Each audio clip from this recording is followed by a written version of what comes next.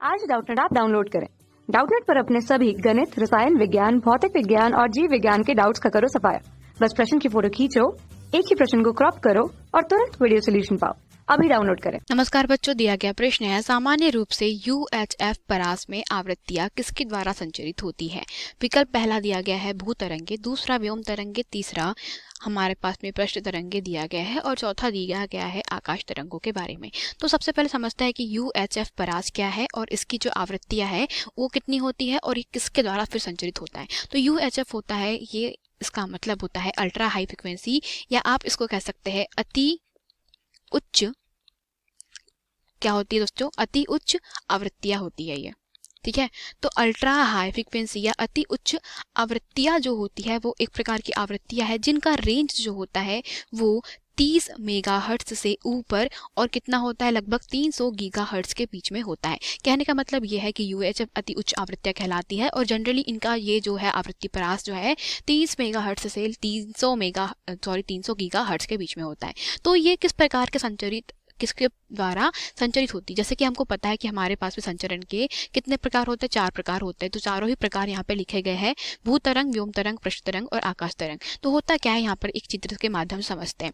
यहाँ पे बच्चों जो भू तरंग होती है वो कैसी होती है, वो भू तरंग में आप देख सकते हैं कि लाइन ऑफ साइट, या आप कह सकते हैं कि भू तरंग में आप एक एंटीना से दूसरे एंटीना तक के, जहां तक कि आपकी नजर जा रही है वहां तक के आप क्या कर सकते हैं, वहां पे आप तरंग को संचरित कर सकते हैं। और भू तरंग के लिए जो जनरली आवृत्ति परास होती है वो काफी कम होती है, ये 3 किलो हर्ट्ज के बराबर की होती है। मतलब 3 किलो हर्ट्ज की जो आवृत्ति परास होती है वो सारी भू तरंग के अंतर्गत आती है। फिर इससे ज्यादा जो होती है वो होती है किसकी, व्योम तरंग की। अब बात करते हैं बच्चों व्योम तरंग की। तो व्योम तरंग के अंदर उपयोग में लाई जाने वाली जो तरंगे होती है उसका आवृत्ति परास 3 मेगाहर्ट्ज से लेकर के कितना होता है, 30 मेगाहर्ट्ज के बराबर होता है। और उसके बीच में होती है हमारी पृष्ठ तरंग संचरण।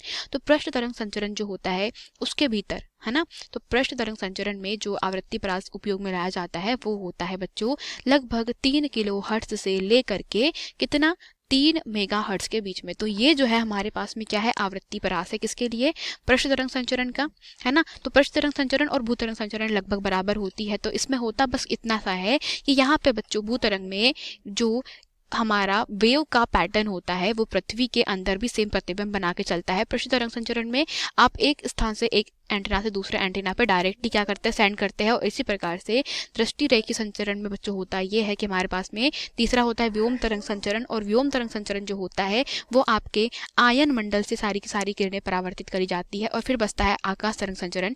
तो आकाश तरंग संचरण में क्या होता है कि हमारी जो तरंगे होती है वो हमारा एटमोस्फियर जो होता है, हमारा जो क्या होता है बच्चों, वायुमंडल है, उसको पार कर पाती है। और उसके कारण अति उच्च आवृत्ति के होने के कारण ये हमारा वायुमंडल को पार करके सैटेलाइट के माध्यम से वापस से पृथ्वी के सतह पर भेजी जाती है। अतः हम अति उच्च आवृत्तियों का उपयोग जो होता है वो आकाश तरंग संचरण के माध्यम से करते हैं, जिसमें सैटेलाइट जो होता है वो संचरण का मुख्य साधन होता है। तो विकल्प क्रमांक 4 प्रश्न का सही उत्तर है। धन्यवाद।